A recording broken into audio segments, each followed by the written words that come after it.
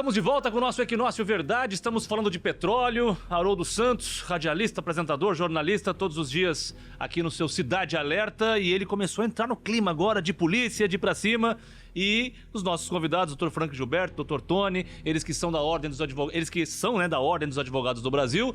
O Dr. Frank Gilberto da Comissão de Petróleo, o Dr. Tony da Comissão de Meio Ambiente. Mas parece que eles estão falando a mesma língua. No bloco anterior, o Haroldo levantou essa questão do deputado paulista que veio interferir aqui. Vamos ver que deputado que é esse. Nós acabamos de apresentar o projeto 1725, que veda a exploração de blocos de exploração de petróleo e gás na Amazônia. Acabamos também de dar uma coletiva de imprensa para divulgar. Este projeto vai dar o que falar, porque nós estamos no meio do processo de construção da COP30 em Belém do Pará, no Brasil. Isso vai ativar um debate imenso aqui.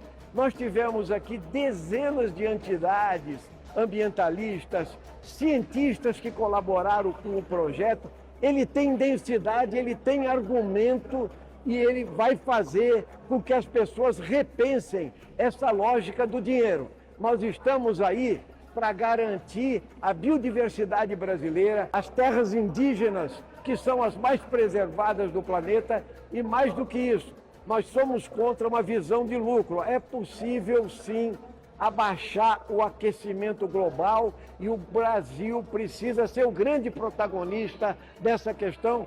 E nós apelamos ao presidente Lula que tome este caminho. Por isso, foi um sucesso esse lançamento, agradecendo a todas as entidades. E olha, tem muita gente incomodada aí, gente, mas esse projeto vai ser um sucesso.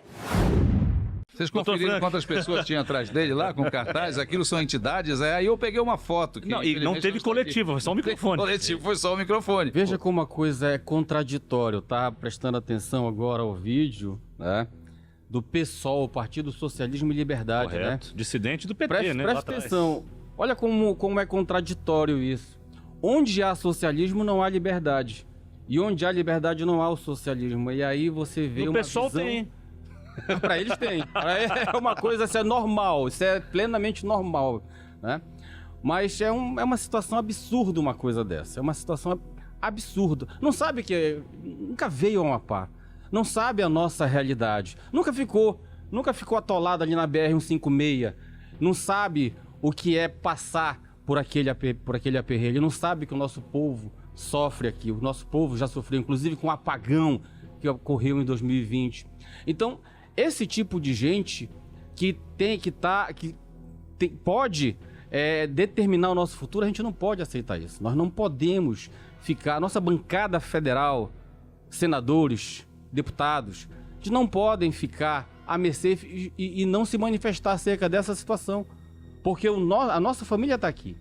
Os meus filhos estão aqui. Os meus netos estarão aqui. Então a gente tem que ter um compromisso com o desenvolvimento correto.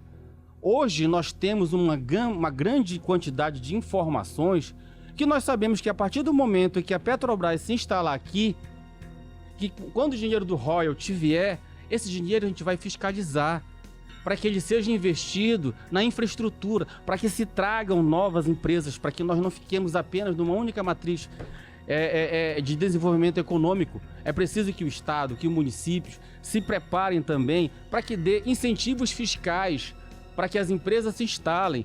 Domingos, posso tentar acabar um pouquinho mais com o seu domingo, não? Vamos Posso tentar também acabar um pouquinho com o humor dos senhores?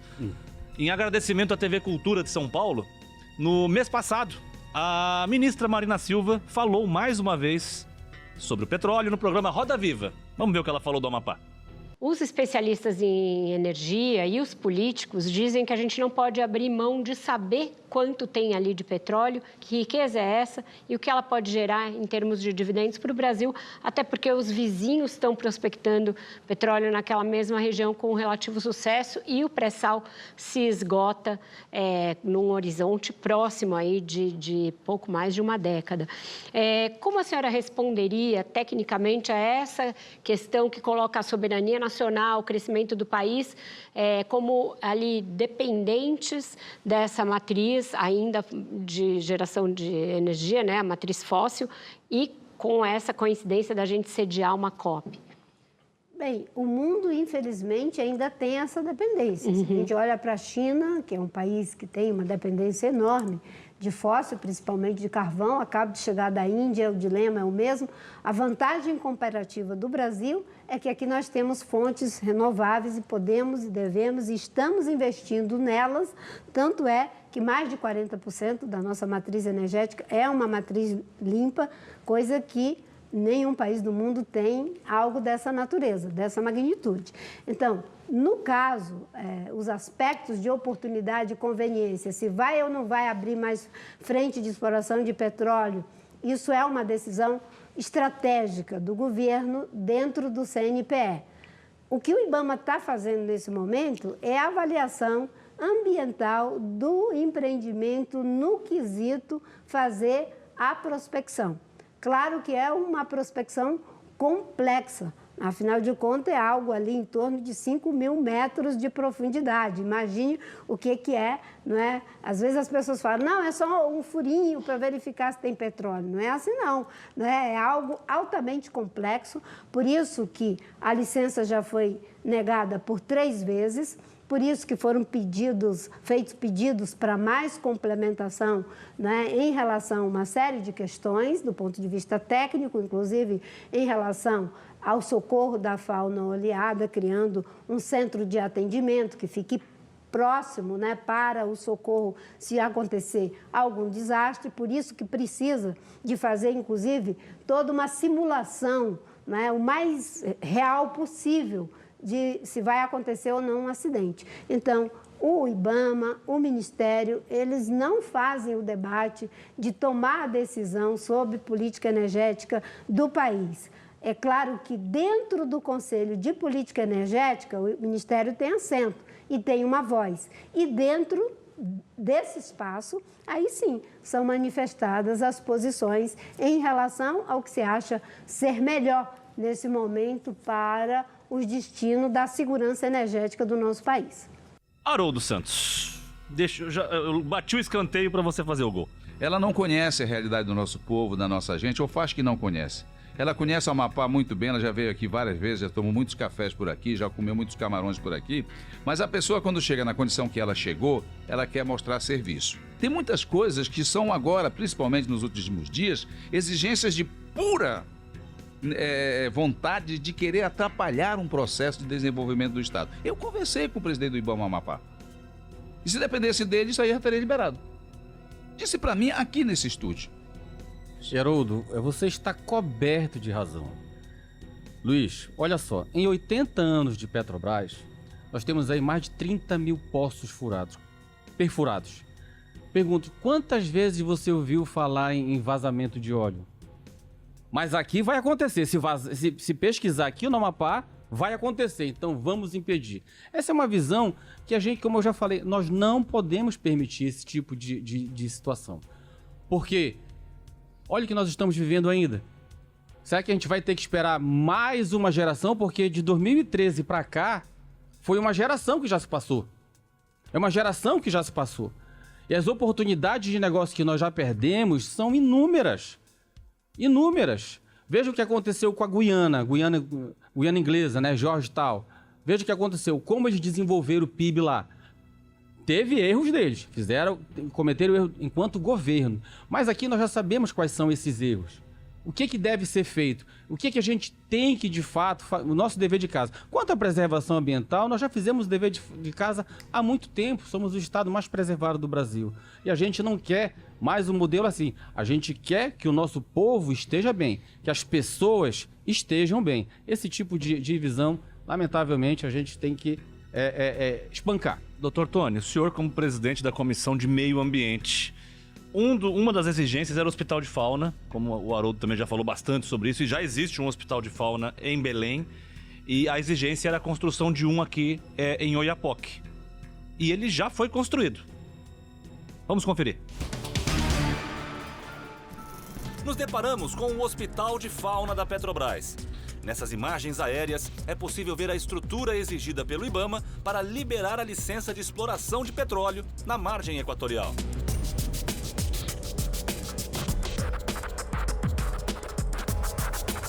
QBR-156, rodovia que liga Laranjal do Jari até Oiapoque. Estamos a cerca de 3 quilômetros a sede do município de Oiapoque. E aqui desse lado, o Hospital de Fauna da Petrobras. Uma exigência do IBAMA para a liberação da extração de petróleo é que houvesse um hospital, para que fizesse o socorro em eventuais derramamentos de óleo, fizesse o socorro dos animais, da fauna. A Petrobras topou e fez, e está nos ajustes finais. Vamos mostrar os últimos ajustes aqui do Hospital de Fauna, que funciona aqui bem ao lado da BR. Logisticamente, um local até bem posicionado. E aqui tem alguns trabalhadores fazendo aqui os arremates no local que vai servir para abrigar esses animais. E aqui tem vários tanques, a gente viu imagem aérea, tem tanque, aqui tem piscinas. Tudo bem? Bom dia! Então, tudo isso sendo preparado para ser entregue ao IBAMA, digamos assim. E os trabalhadores, bom dia, tudo bem? Os trabalhadores estão aqui, sol, chuva, de dia e de noite. A rapaziada está arrepiando aqui no trabalho. E a gente vê vários tanques aqui, a gente vê vários espaços, a maioria deles dedicado à vida marinha. Vamos andar mais um pouquinho aqui, ó. Outros espaços que parecem grades, jaulas, enfim, para eventualmente animais de terra que sejam atingidos, mas a grande maioria é formado, vamos tentar chegar aqui em um, ó. A grande maioria é formado por tanques de água. A gente vê aqui várias caixas d'água, bombas. Vem aqui, vamos acompanhar. Pedir pra Gabriela acelerar um pouquinho o passo. Aqui, ó, muitos tanques. Levanta a câmera que a gente consegue mostrar. Vem mais pra cá. Muitos tanques, ó, que servirão para abrigar animais que eventualmente possam precisar desse socorro. Tá nos últimos arremates. A previsão é que nessa segunda-feira, hoje, dia 7, o IBAMA viesse para fazer a vistoria e diagnosticar que o hospital já está pronto. Eu conversei com um funcionário da Petrobras. Ele não quis gravar a entrevista, a gente respeita, mas ele me disse que tá tudo pronto. O que falta aqui é um ajuste, é uma pintura, é coisa pouca, digamos assim. E ele disse que a Petrobras já liberou para hoje, nesse momento, para fazer a vistoria, para poder o IBAMA diagnosticar que está tudo entregue. Tá pronto. E cadê o IBAMA? Se o que faltava era o Hospital de Fauna para liberar a extração de petróleo, o Hospital de Fauna está aqui.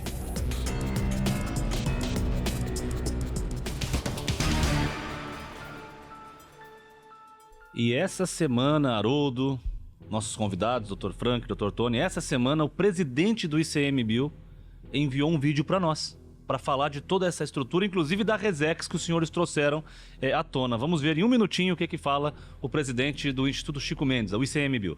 Gostaria de me dirigir diretamente para a população do estado do Amapá para prestar esclarecimento e superar mal-entendidos relacionados às consultas públicas que o Instituto Chico Mendes de Conservação da Biodiversidade colocou agora recentemente. Em primeiro lugar, é importante dizer que as reservas extrativistas que estão sob consulta, elas vieram de um processo que começou lá em 2005, quando pescadores artesanais, quando populações tradicionais apresentaram ao governo federal uma proposta de criação de uma reserva extrativista marinha. O que é uma reserva extrativista marinha? Ela tem a finalidade exatamente de proteger o modo de vida tradicional. Então, é uma unidade voltada para o uso sustentável, como também promove a conservação da biodiversidade. A partir de estudos, a partir de consulta à comunidade, foram feitas mais de 11 consultas prévias, chegou agora o momento de apresentar isso à sociedade. Desse processo, surgiu a ideia de constituição de 4 reservas extrativistas, podemos ver aqui no mapa, mas essas reservas extrativistas, vejo que elas estão bastante distantes daquelas áreas de blocos de petróleo. Portanto, em nada vai influenciar a atividade de petróleo.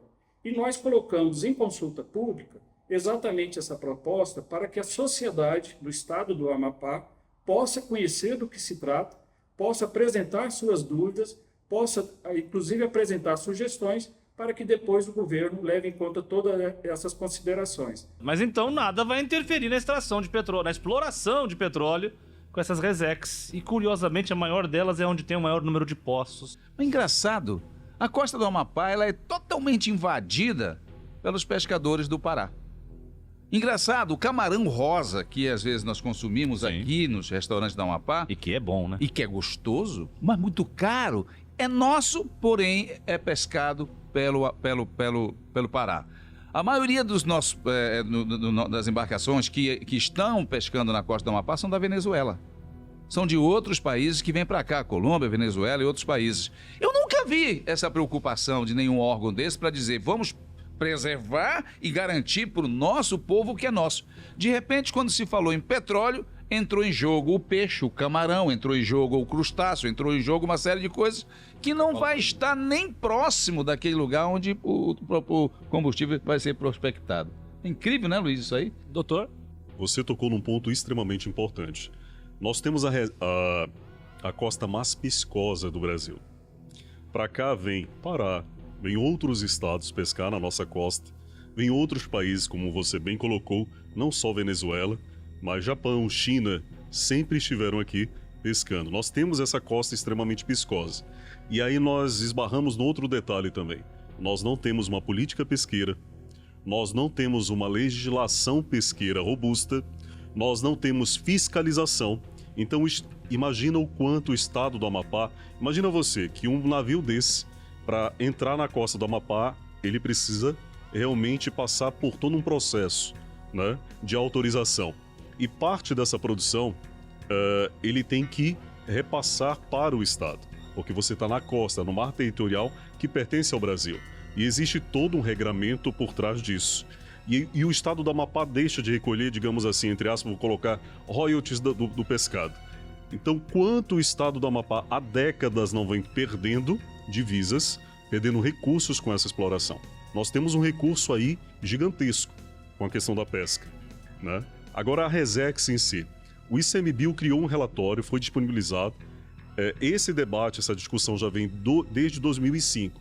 E é interessante que ele se manifesta no início do curso falando que foi uma vontade da população local.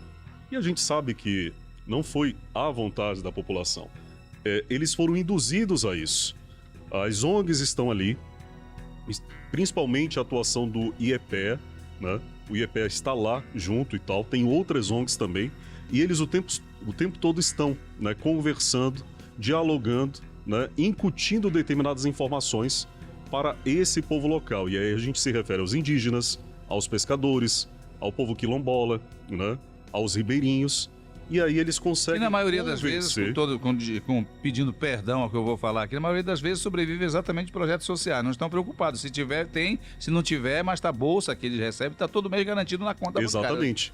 E aí, por conta desta interferência, eles validaram determinadas atas, determinadas audiências, que aí culminou nessa questão da Resex. Desde 2005 esse processo vem. Em 2015, nós tivemos a validação desse processo pelo senador Randolph, pelo senador Davi Alcolumbre, não sei ao certo qual era o cargo político que eles ocupavam em 2015, e pelo próprio estado do Amapá. E cabe aqui tanto o senador Randolph quanto o senador Davi Alcolumbre, que hoje é presidente do Congresso Nacional, fazerem uma nota hoje, né? Porque o cenário naquela época era um, hoje o cenário é outro. E cabe a eles se pronunciar em relação a este, né, detalhe deste relatório, porque com certeza o ICMBio vai usar isso, né, falando, não, nós tivemos a conivência, nós tivemos a validação, a anuência destes dois parlamentares que hoje estão, um é líder do governo e outro é presidente do Congresso Nacional e são amapaenses. Então eles precisam se pronunciar e retirar essa validação. E até mesmo o governador do estado do Amapá precisa retirar essa validação que à época o estado do Amapá validou. Muito embora talvez ele não... Em 2015 eu não sei se ele figurava como governador, mas hoje ele é governador e precisa realmente retirar. Então a gente precisa de respostas efetivas. A gente não precisa de nota de internet, nota de TV apenas. A gente precisa de respostas efetivas que surtam resultado.